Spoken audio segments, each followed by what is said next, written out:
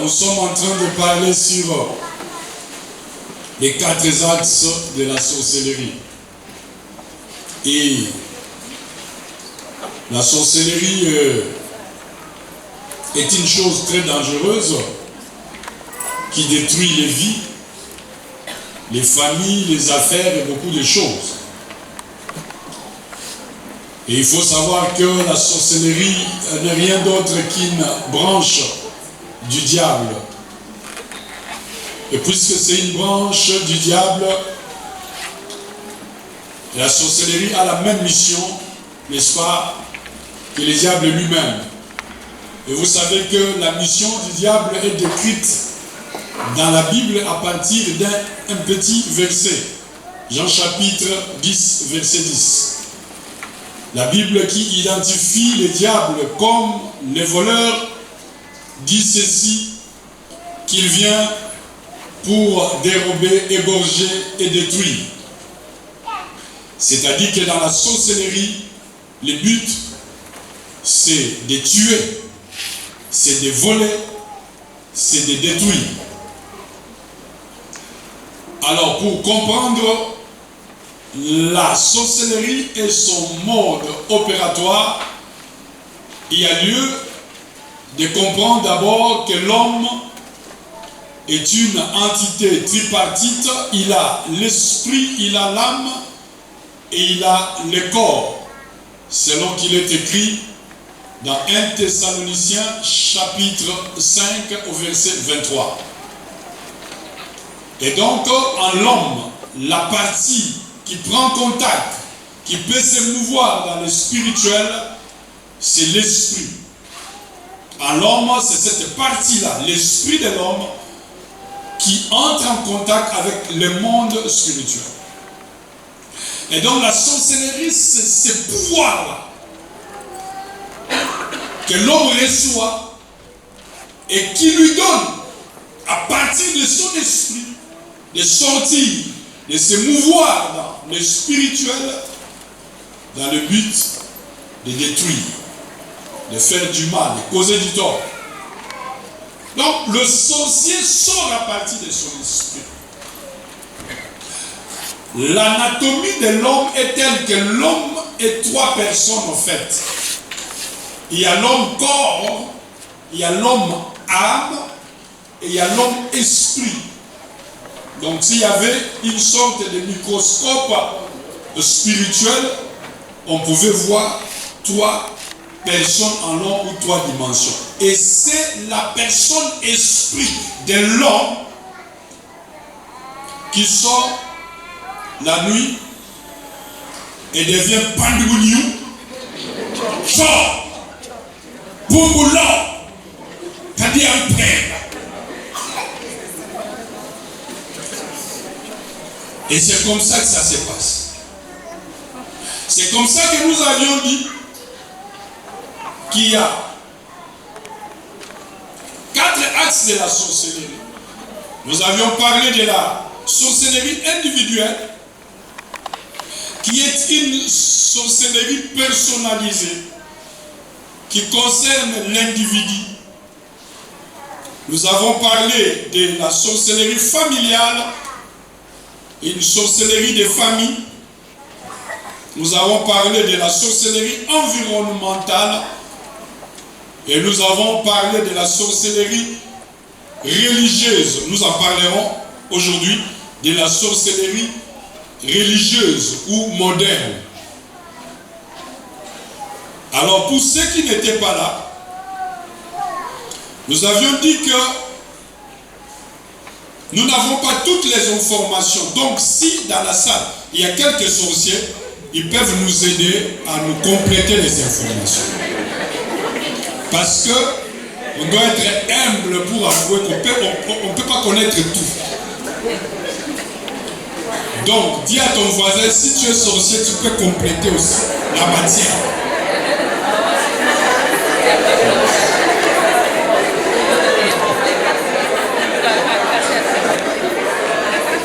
Donne-moi une amène vitaminée. Non, donne-moi une amène bien.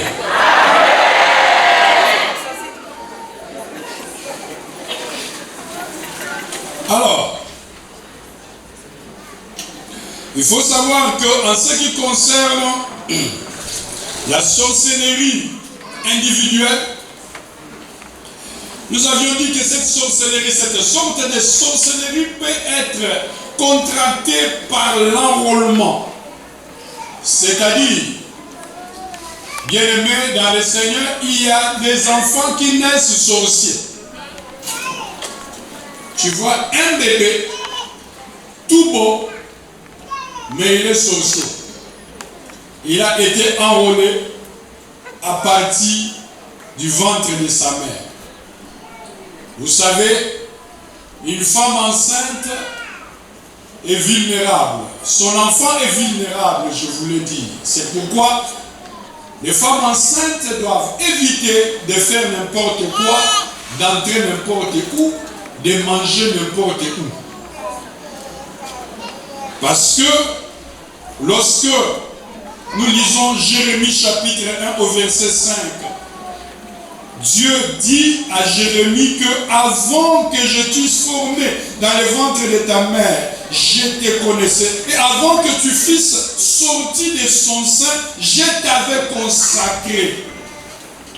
Je t'avais établi prophète des nations. Ça, c'est Dieu qui parle.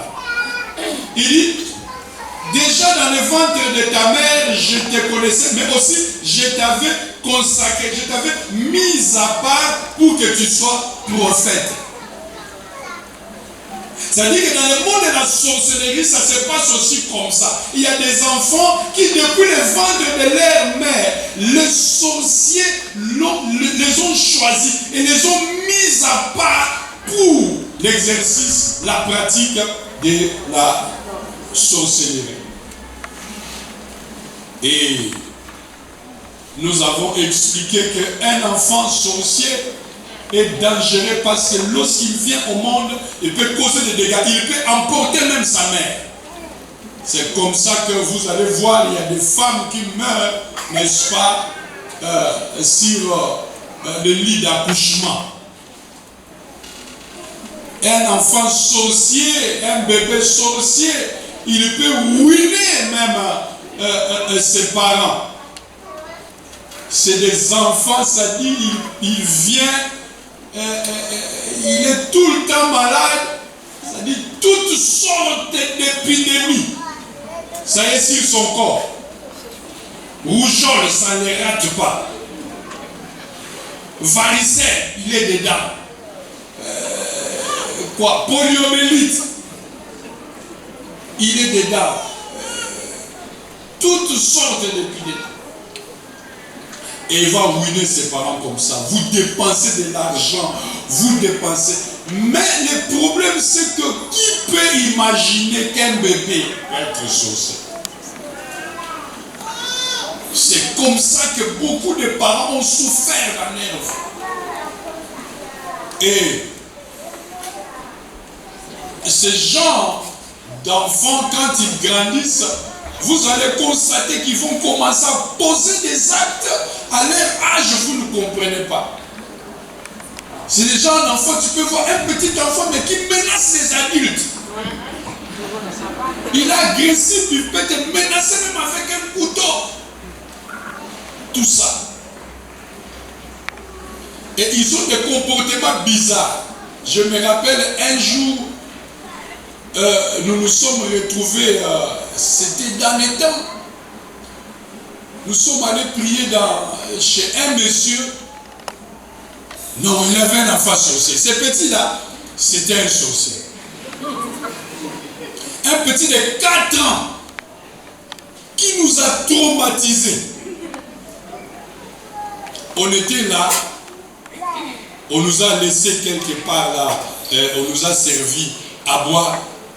Les petits étaient cachés quelque part, ils nous regardaient. Et puis, dès que ses parents se déplacent au vrai C7, il nous fait des grimaces de l'eau.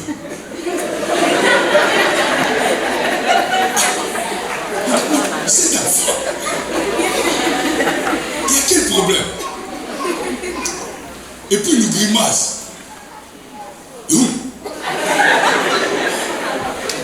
Donc on est là, on ne comprend pas. Et puis à un moment, il va courir comme ça devant nous. Ouah, il court comme ça.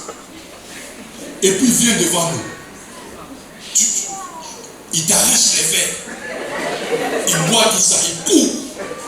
On était là traumatisés. Paniqués dans la maison, on ne comprenait pas. Mais un petit de 4 ans qui menace les bishops. On ne savait même pas quoi expliquer, on s'est regardé là, mais c'est quoi petit? Un moment il va passer comme ça. Voilà, paf, comme ça. J'ai dit à celui avec qui on était jugés, c'est un petit sorcier. Comment il peut nous paniquer comme ça? Et vous allez expliquer à ses parents qu'il a fait quoi? Ils vont vous dire, mais l'enfant joue. L'enfant joue. Oh, il ne joue pas, il fait un travail. Il veut nous distraire, il sait que nous sommes venus pour la prière. Je peux entendre la main? C'est des enfants terribles, tout ça.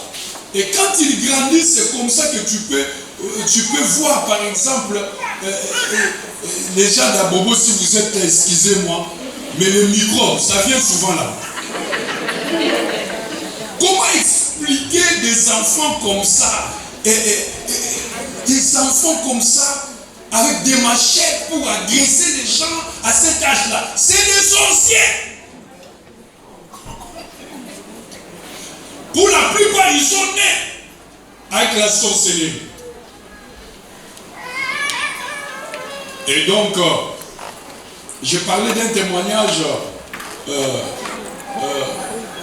qu'un ami pasteur m'avait relaté. Quelque chose, une histoire qu'il avait vécue.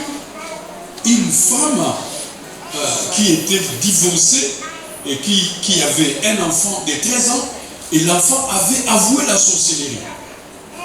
L'enfant va dire que lui, il est venu au monde avec la sorcellerie et que c'est lui qui était à la base même du divorce de ses parents. Et donc, la femme va relater une histoire comme quoi un jour, l'enfant était encore bébé. Il a lavé l'enfant avait chaud. Il a bien arrangé l'enfant. Comme l'enfant avait chaud, il a couché tout nu dans son berceau. Un petit bébé qui dormait tranquillement. Et la femme aussi s'est couchée. Maintenant, le petit a commencé à pleurer, mais la maman dormait profondément. Profondément. Pendant ce temps, le papa de l'enfant revient du travail et déjà loin, très loin au niveau du carrefour, il entend son enfant crier. C'est-à-dire que les cris qu'il entendait, c'était terrible. C'est quand il est arrivé, tout près qu'il a compris que c'était son enfant. Et quand il rentre dans la maison, il voit sa femme en train de dormir profondément. Il regarde l'enfant. L'enfant avait fait caca. Un petit bébé comme ça qui avait rempli tout son berceau.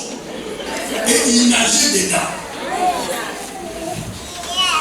Le père n'a pas pu supporter ça. Il a crié, il a bougé sa femme. Mais comment tu peux dormir l'enfant? Et dans cet état, l'enfant crie, l'enfant. Et c'est comme ça que la bagarre a éclaté entre l'homme et sa femme. Maintenant, quand la femme relate l'histoire, après que l'enfant ait confessé, avoué sa sorcellerie, c'est comme ça que la femme va se rappeler que ces jours-là, elle avait constaté quelque chose de pas normal. Maintenant que pendant qu'eux ils se battaient, elle va se tourner et regarder. Le bébé est en train de rire.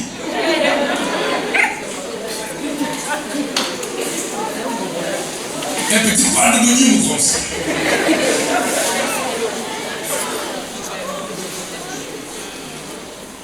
Et quand il va avouer, il va relater tout ça.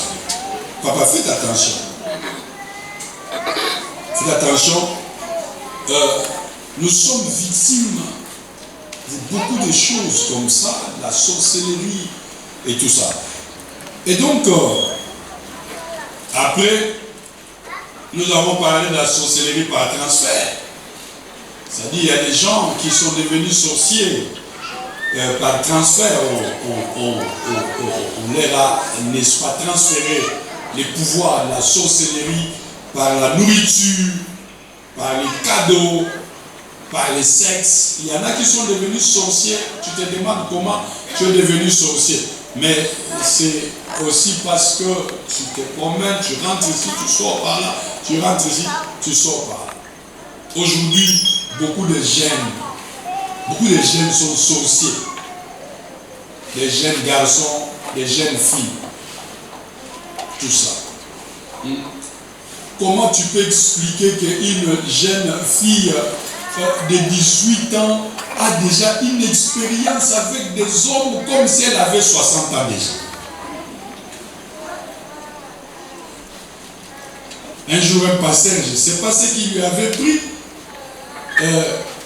comme ça, en plein culte, il va distribuer des papiers duplicataires comme ça à toutes.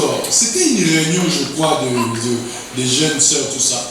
Il dit, écrivez les noms de toutes les personnes avec qui tu es sorti déjà. Ah, les enfants ont écrit les noms. Et puis à un moment, une petite de 16 ans est venue, passer, je vais une fête.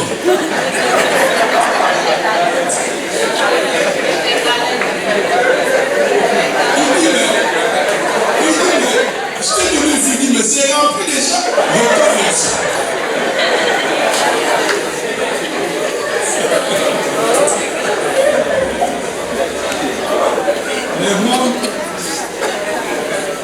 Le monde est pourri. Donc, faites attention. Alors, il faut savoir aussi que, en ce qui concerne le mode opératoire des sorciers, ils opèrent par infiltration. Un sorcier peut être infiltré. Vous savez que les sorciers peuvent travailler à distance, mais par moment, ils veulent être aussi tout près. Et c'est comme ça qu'un sorcier peut t'approcher. Un sorcier peut faire tout pour habiter chez toi. Et donc, parce qu'en habitant chez toi, il peut avoir certaines informations.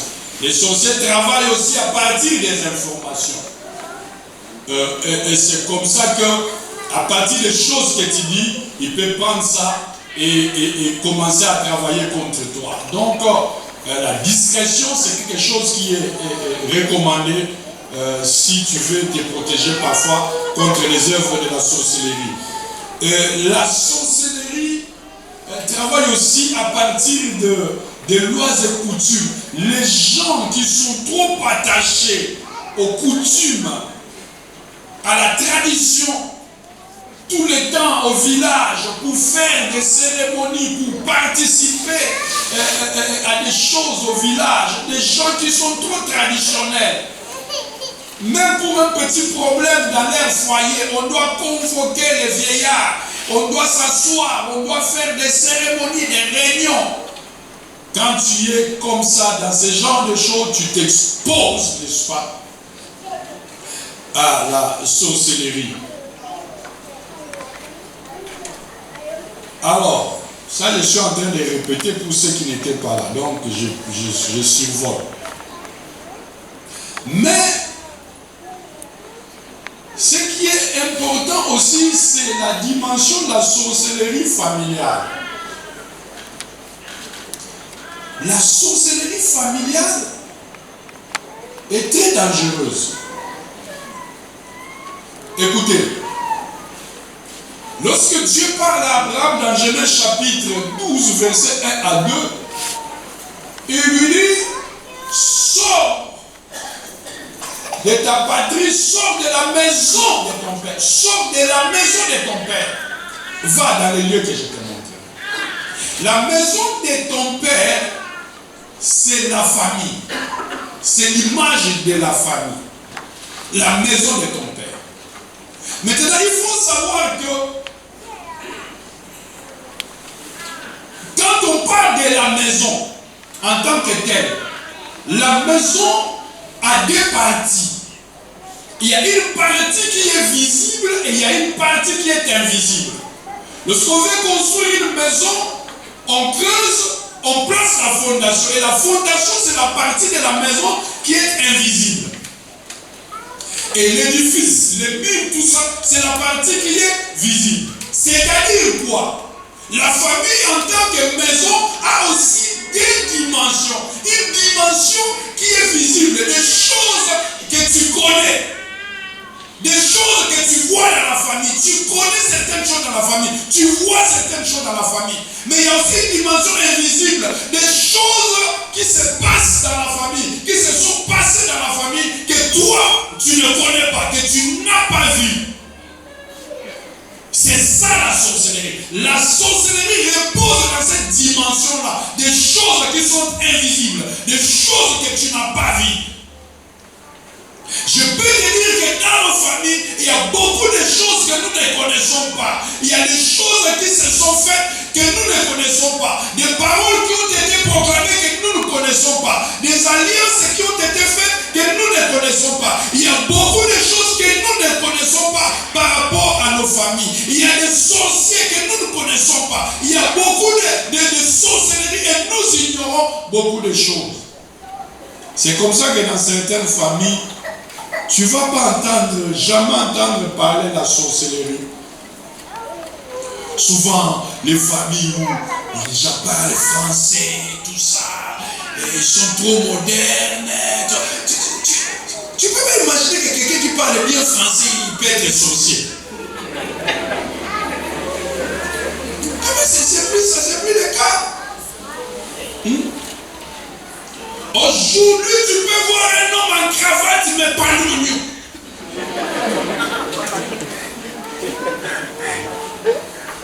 Une très belle femme,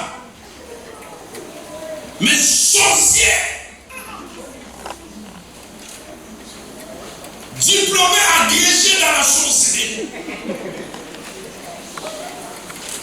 Non, ce n'est plus parce que dans les temps, tout ça, on pensait que les sorciers, ça doit être un vieillard, une vieille.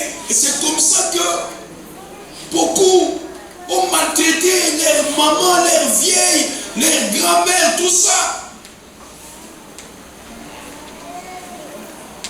Quand on voit un vieillard avec des gestes un peu bizarres, tout ça, quand quelqu'un vieillit parfois, il peut devenir bizarre parce que tout ça, on voit.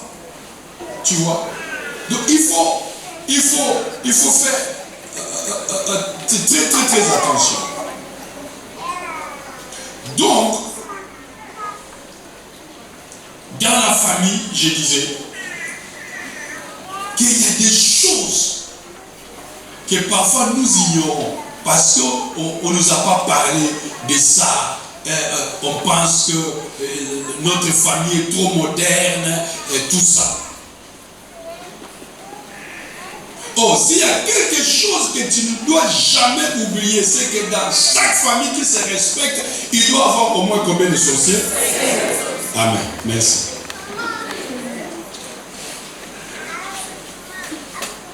Regarde ton voisin, dis lui-même dans ta famille, il y a des sorciers.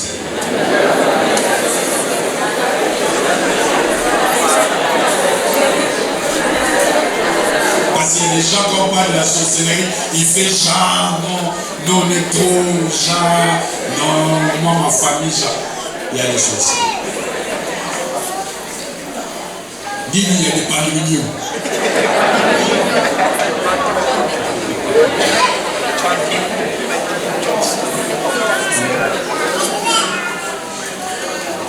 Alors, en ce qui concerne aussi les familles, il faut savoir que il y a famille en sorcellerie et famille de sorciers.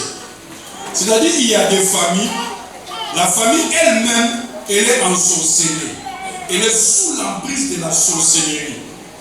C'est-à-dire qu'il n'y a pas des sorciers dans la famille, mais la famille elle-même est déjà envoûtée, ensorcelée. Et quand tu nais dans cette sorte de famille, toi-même déjà tu es victime de la sorcellerie, tu es ensorcelé. C'est des familles qui ne progressent pas. Vous regardez la famille ne progresse pas. Trop de problèmes, trop de conflits, trop de difficultés, trop de phénomènes inexplicables. Des familles ensorcelées. C'est des familles où vous voyez des choses, vous ne comprenez pas ça, c'est quelle famille? Vous regardez dans une famille comme ça, il y a 3 fous dans la famille. Dans une même famille, 3 fous. C'est des familles comme ça, ensorcelées. Des familles, vous regardez comme ça, les filles, c'est-à-dire, elles sont toutes en l'air. Elles ne se marient pas, tout ça. Je connais une famille, 12 enfants. Dans cette famille-là, ça dit, ces parents-là n'avaient que des garçons. 12 enfants. Tous voleurs. Reconnus dans le pays.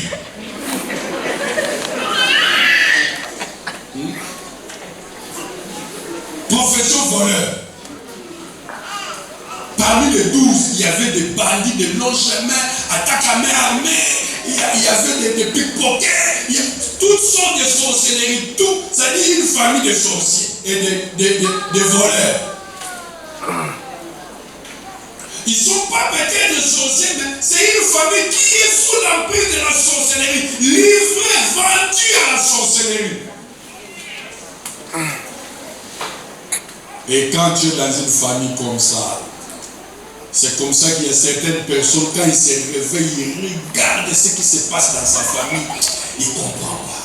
Qu'est-ce qui se passe dans ma famille? C'est quoi cette famille?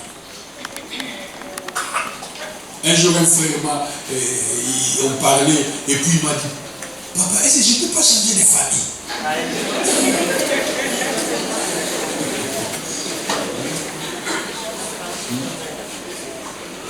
Je lui ai dit, même depuis le jour où tu as reçu Jésus-Christ, tu as changé déjà de famille.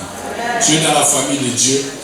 Maintenant, il faut que tu entres dans l'effectivité de cette promesse. Et pour cela, la Bible dit, vous connaîtrez la vérité et la vérité vous affranchira. Et la vérité, c'est quoi? Ce sont ces enseignements que nous sommes en train de vous donner. Et quand maintenant tu comprends ces enseignements et que tu te mets à prier par rapport à ces révélations, c'est là que tu es véritablement affranchi et que tu rentres dans ta position de victoire. Amen. Donc des familles comme ça, sorcelées, livrées. Mais maintenant, il y a des familles où les membres, il y a des membres de famille qui sont sorciers. Tu trouves dans une famille, l'oncle est sorcier, le neveu est sorcier, la tante, c'est elle la sorcière de la famille, tout ça. Je me rappelle dans le temps, on avait un ami avec qui on avait fait le bac ensemble, et après ça, avant même le résultat, il est mort. Il est mort, et puis quand nous sommes allés au funérailles, nous étions étonnés d'apprendre que c'était connu dans toute la famille qu'il y avait un oncle, leur oncle qui est sorcier, c'est lui qui gère ça, tout ça là. Il tue, il mange, voilà. Et c'était connu comme ça. Et nous, on était jeunes là, on voulait le frapper, les gens disent hey, attention, attention, attention. Il ne faut même pas essayer ça. J'ai dit, mais c'est comment? Il était assis là, tout le monde savait que c'est lui.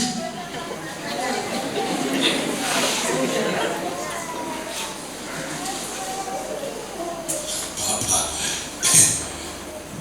des sorciers, quand tu as des sorciers dans la famille, il faut les liquider par la prière. Ce matin, on va faire une prière de liquidation. C'est-à-dire qu'il y a des sorciers dans la famille qui doivent mourir physiquement. Papa, un sorcier, il est dangereux. Il te fait du mal sans que tu le saches. Le problème avec la sorcellerie, c'est que tu peux même nourrir quelqu'un, scolariser quelqu'un, mais la nuit, lui il sort, il veut te tuer. Mais pendant la journée, tu lui fais du bien. Mais la nuit, il oublie tout ça. C'est ça la sorcellerie. Oh, tu oublies tout ce qui se passe dans la journée. Il te fait du mal. Ton propre enfant, ton propre père, ta propre mère. C'est toi qui la soutiens, qui fait tout. Mais c'est lui qui veut encore te tuer. Amen. Amen. J'entendais quelqu'un dire, mais non, aujourd'hui on prêche que les parents peuvent être sorciers, tout ça. Non, on ne doit pas taxer nos parents des sorciers, tout ça. Et la personne disait, mais si ton père, si ta mère était sorcière, pourquoi il ne t'a pas bouffé quand tu étais petit? Ah, mais je dis, mais il y a des moments où même dans l'élevage, c'est pas tous les poulets qu'on mange le même jour. Il y en a qui doivent quand même grandir aussi.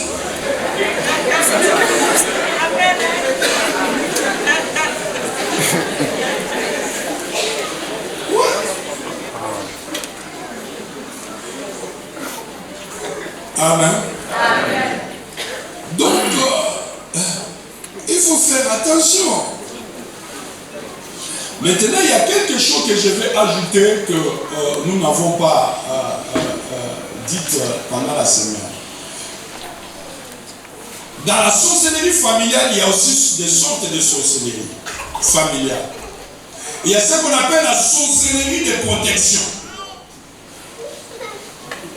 Genre, bon, lui, il est sorcier, mais c'est pour protéger la femme. Vous avez déjà entendu parler de ça? C'est pour protéger la femme. C'est une sorte de sorcellerie où il y a un chef de famille qui, entre guillemets, est chargé de protéger la famille. Et cette sorcellerie est transmissible. C'est-à-dire que quand ce chef-là veut mourir, il peut, n'est-ce pas, donner le bâton de commandement à une autre personne et ainsi de suite. Mais il faut savoir que dans le monde de la sorcellerie, dans le monde satanique, il n'y a pas de cadeau. Le diable ne peut pas te protéger. Dans cette sorte de sorcellerie où vous pensez que vous êtes protégé, il y a des sacrifices qui se font. C'est-à-dire que tu donnes au diable quelque chose et en retour, lui te protège entre guillemets. Je dis entre guillemets parce que moi, je crois qu'il n'y a que Dieu qui peut véritablement protéger la vie de l'homme. La Bible dit dans le livre de Proverbes 18, verset 10, le nom de l'Éternel est une tour forte où les justes s'y réfugient pour être en sûreté. Notre protection à nous, c'est le nom de Jésus. C'est lui qui peut nous protéger. Et dans Psaume 127, au verset 1, la Bible dit, si l'Éternel ne garde la ville, c'est lui qui la garde, veille en vain. Donc c'est Dieu qui est le véritable protecteur. Quelqu'un ne peut pas se lever dans la famille pour prétendre que c'est lui qui protège la famille. Et donc s'il y a quelqu'un comme ça qui par la sorcellerie peut protéger la famille, sachez qu'il y a eu échange. Et tu trouveras dans ce genre de famille des sacrifices qui se manifestent par certaines choses, par certains phénomènes. On peut vous donner la protection et vous demander en sacrifice toute une génération. On peut sacrifier le mariage des filles dans une famille au nom de la soi-disant protection. La sorcellerie de protection. Il y a une sorte de sorcellerie, c'est la sorcellerie de servitude. Une sorcellerie où on va faire des membres de famille un esclave. Elle consiste à faire de certains membres de la famille des esclaves de la famille. C'est-à-dire que tout ce que tu produis, toi, ton travail, ton argent, tout ça, ne profite qu'à la famille. Il y a des gens comme ça. Lui, c'est comme si lui, il est allé à l'école pour sa famille. On va te réclamer des choses et tu n'as pas le droit de refuser. On va te sucer.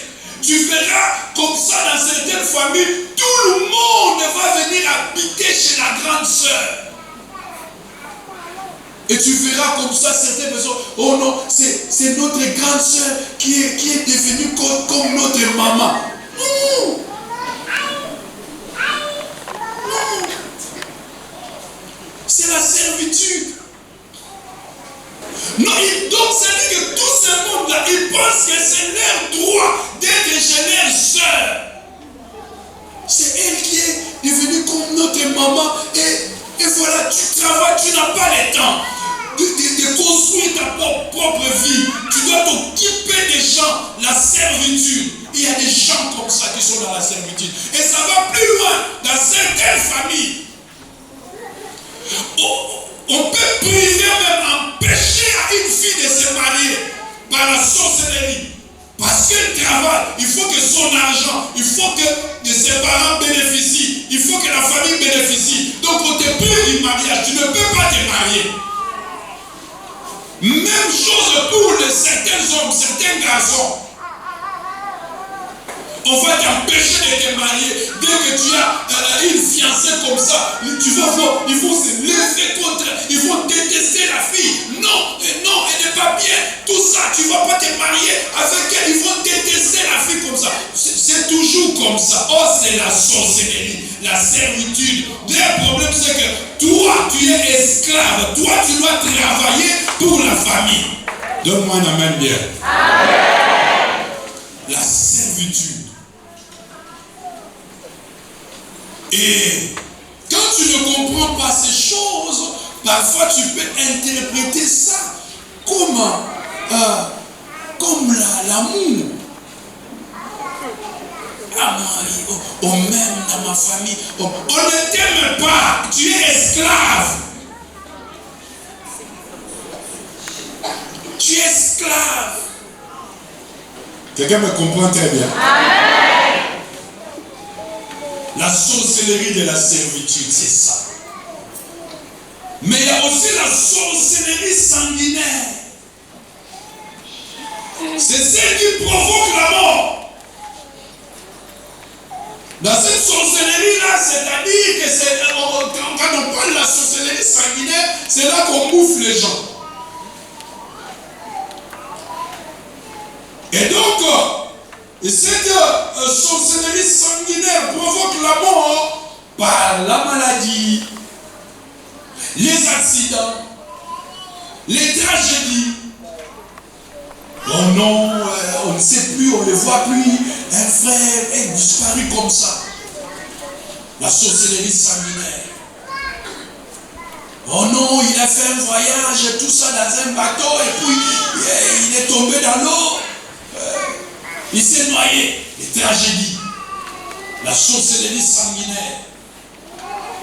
Des accidents comme ça, paf. Un accident de circulation, un accident. Et tu meurs. Et donc, dans cette sorte de sorcellerie, il faut savoir qu'il y a ce qu'on appelle des ristournes sorcellériques, qu'on appelle tontine.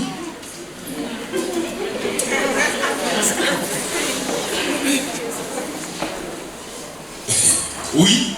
2 Rois chapitre 6, verset 24 à 29.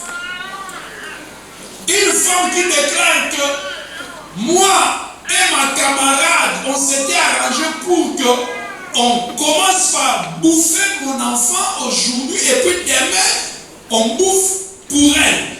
Et on a bouffé le mien. Maintenant, à son tour, elle refuse. C'est la sorcellerie. La tontine sorcellerique. Ristourne dans la sorcellerie. Donc, tu es là, mais peut-être que tu ne sais pas que tu fais l'objet d'une ristourne sorcellerique. Peut-être au mois de décembre, c'est toi on va bouffer. Je voyais quelqu'un aller dire au nom de Jésus.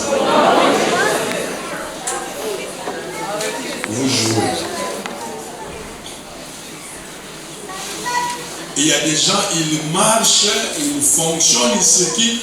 Or, dans le milieu de la sorcellerie, dans la dimension de la sorcellerie, il a déjà été cuit, il est déjà placé sur un plat et déposé sur la table. On attend les invités. Vous savez qu'il y a des repas. Quand tu es parent, tu es allé au travail, tout ça, on a préparé à ton repas. Et les repas sur la table, bien couverts. Les repas t'attendent. Donc il y a des gens comme ça. Et il y a les gages sorcelleriques. Les gages sorcelleriques, l'hypothèque. Dans la sorcellerie sanguinaire, on peut prendre un homme et l'hypothéquer. Tu es retenu quelque part parce que tu es hypothéqué dans le monde de la sorcellerie.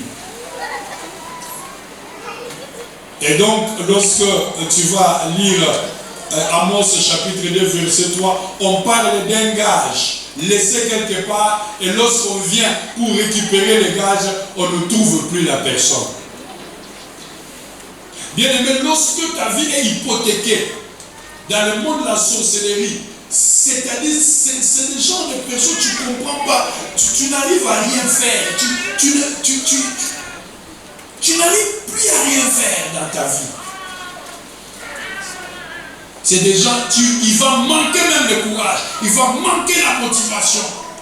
Parce que spirituellement parlant, tu es quelque part, tu es hypothéqué, tout est hypothéqué dans ta vie. Mais il y a aussi les repas de fête, dans la sorcellerie sanguinaire. Les hommes et les femmes qui sont préparés pour des fêtes, dans les familles. Les moments de fête, on peut préparer des personnes. Alors, je veux parler rapidement de la sorcellerie religieuse. Je ne sais pas si j'aurai le temps de finir. Donne-moi un amen et je vais dire quelque chose.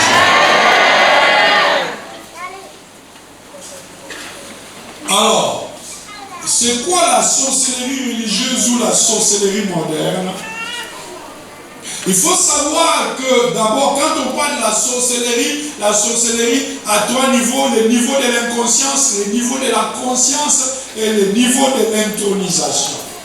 Le niveau de l'inconscience, c'est la sorcellerie où quelqu'un est sorcier, mais il ne sait pas, il n'a pas conscience de cela.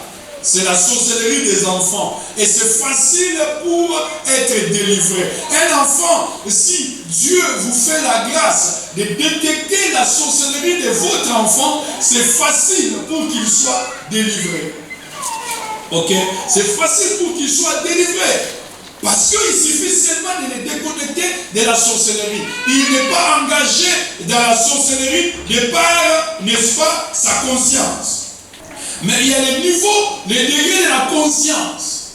C'est-à-dire que là, vraiment, quelqu'un pratique la sorcellerie, il sait qu'il est sorcier, il tue, il fait des choses, il sait. Et dans cette dimension-là, quand quelqu'un a pris le coup, ça devient compliqué.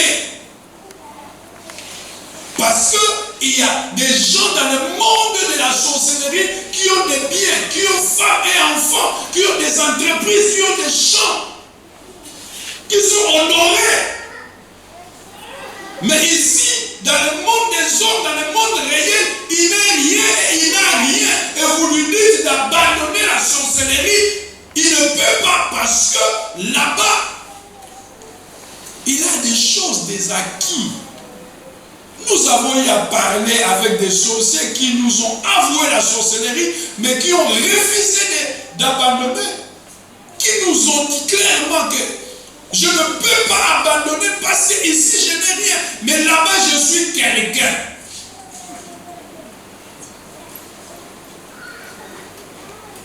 Et quand tu dépasses ce niveau-là, il y a l'intronisation.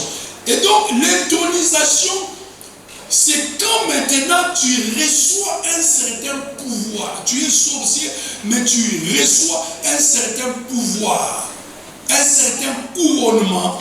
C'est-à-dire qu'à ce stade-là, le sorcier reçoit le pouvoir d'opérer dans le monde visible. Comme gourou dit secte, comme féticheur, la plupart des féticheurs, ce sont des sorciers. Des sorciers intronisés, maintenant il a le pouvoir d'opérer dans le monde visible. Sa sorcellerie, ce n'est pas seulement d'aller la nuit là-bas, mais dans le monde visible, il commence à opérer. Maintenant, si par chance, c'est quelqu'un qui connaît bien le français, qui a fait des études, il va moderniser cette sorcellerie-là, même sur Internet, il fait des publicités bien élaborées, tout ça, comme si c'était quelque chose de bien. Oh, c'est la sorcellerie.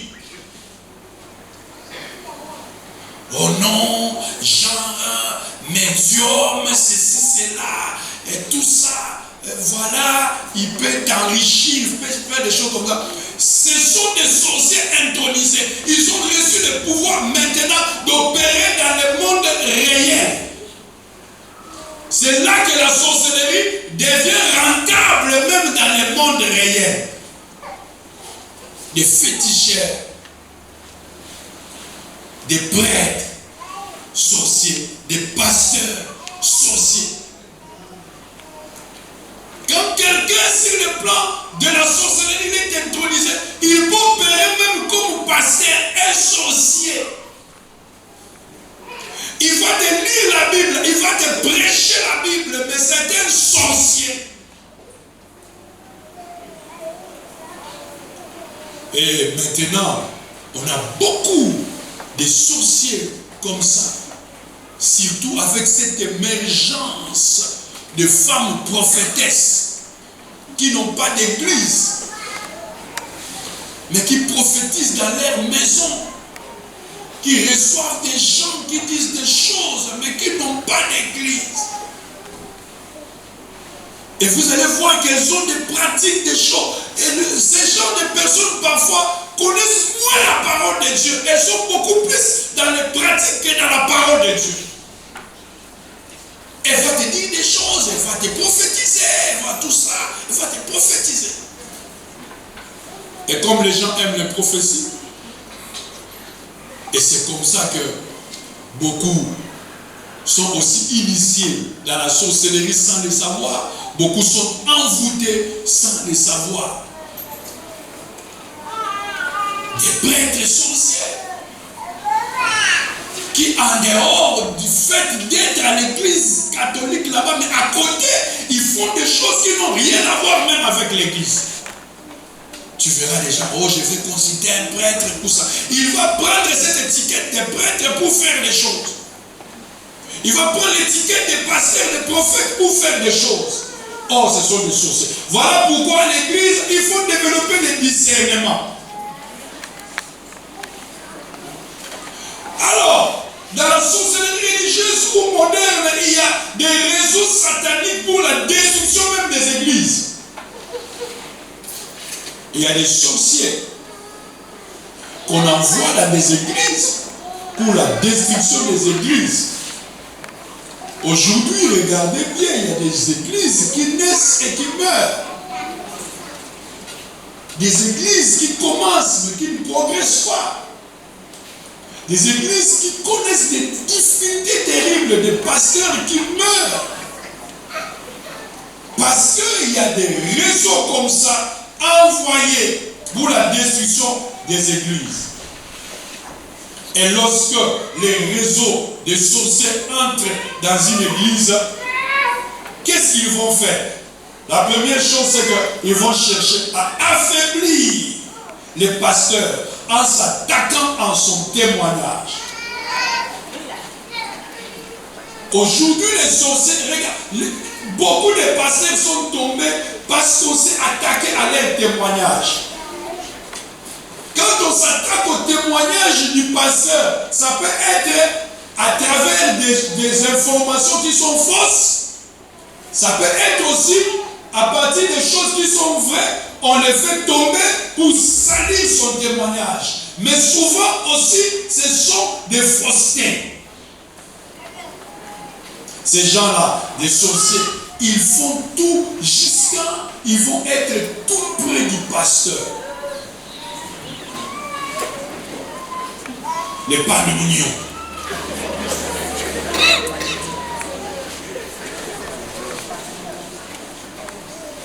Il faut recueillir, observer l'homme de Dieu, ses faiblesses, tout ça. Il faut commencer, c'est des gens. Et quand tu vois quelqu'un qui est tout près proche du pasteur, mais qui a la facilité de critiquer le pasteur, c'est parfois un signe de sorcellerie. Souvent, ils sont comme ça. Il est tout proche du pasteur. Le pasteur l'aime. Le pasteur lui fait confiance. Mais il ne va pas manquer de glisser certaines choses au milieu du peuple, des critiques, des choses comme ça. Nous-mêmes, on lui avait dit, il n'écoute pas comme ça. Des choses comme ça. Ce sont des signes de sorcellerie. Quand ils entrent dans l'église, c'est des gens qui vont récolter les faiblesses de l'église.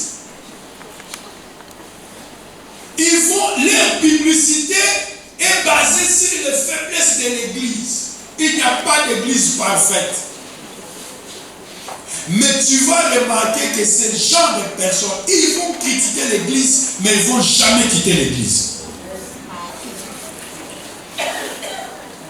Il va dire des choses, tu te demandes, mais s'il y a des choses comme ça dans cette église, comment lui-même il peut encore être là? Et puis à la fin, il va te dire, bon, nous si on est là, c'est à cause de Dieu seulement. Sinon si ce n'était pas Dieu là.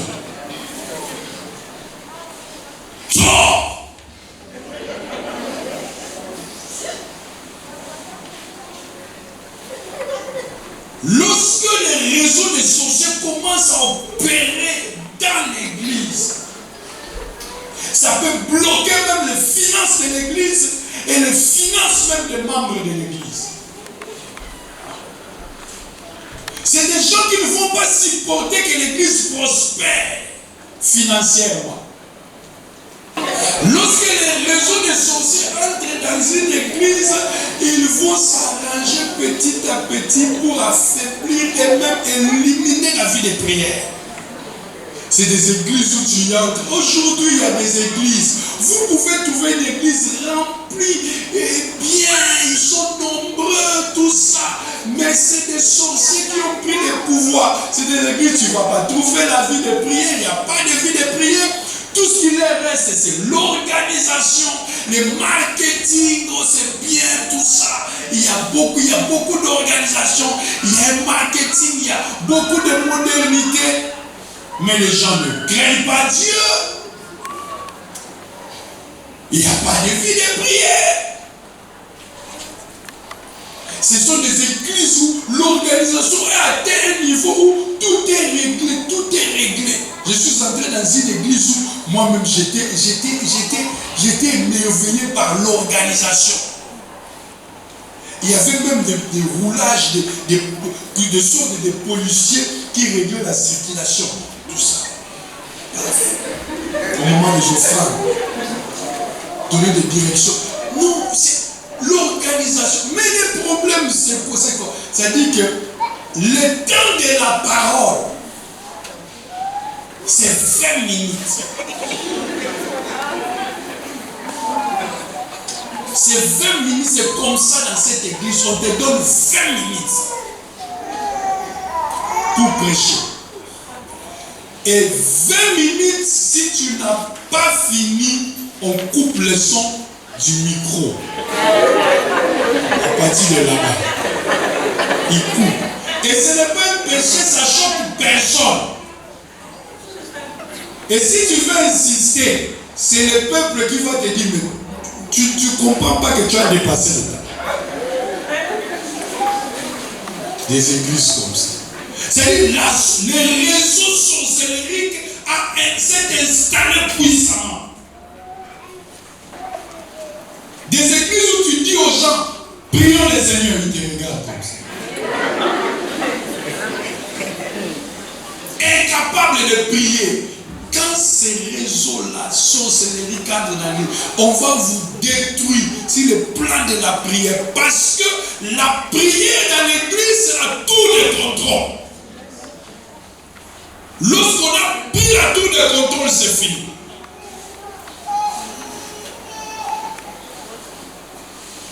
On va vous attaquer sur le plan de l'administration. Lorsque les réseaux sorcelleries s'installent, c'est là que tu vas voir des soulèvements, des gens qui vont se lever contre l'église. Vous faites du bruit, des gens qui vont se lever. Est-ce que vous avez des papiers pour faire ceci? Est-ce que ça? Est-ce que ça? Voilà un peu le peu de choses que je voulais vous entretenir.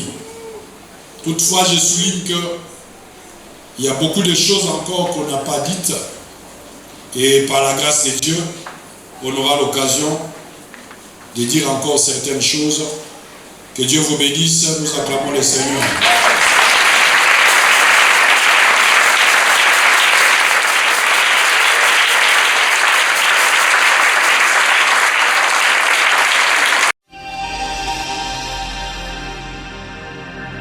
Audio Jungle.